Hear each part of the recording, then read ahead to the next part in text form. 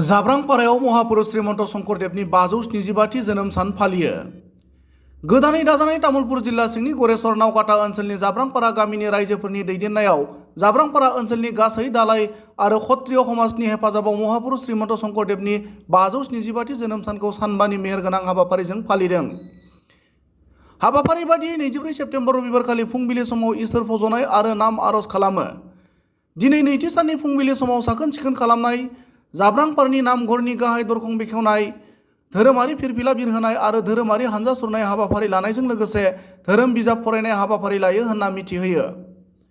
आरो सानजौफु समाव रायजोआरि प्रसाद लानाय, आलारि बाथि फोजोंनाय, नाग्रा नाम दिन्थिफुंनाय हाबाफारिनि गेजेरजों सानबा महापुरुष श्रीमन्त शंकरदेवनि जोनोम सानखौ फालिनाय जागोन होनना सामलाय आफादनि बिबानगिरिया मिथिहोयो।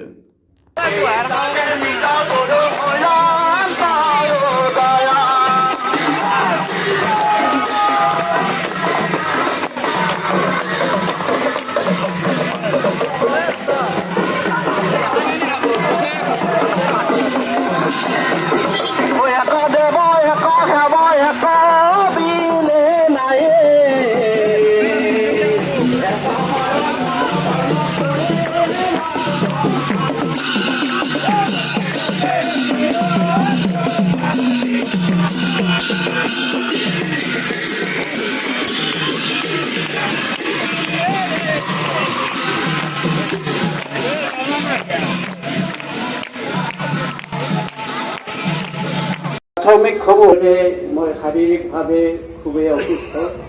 আই সমস্ত শিশুৰ বস্তু ৰাখিব পাৰিম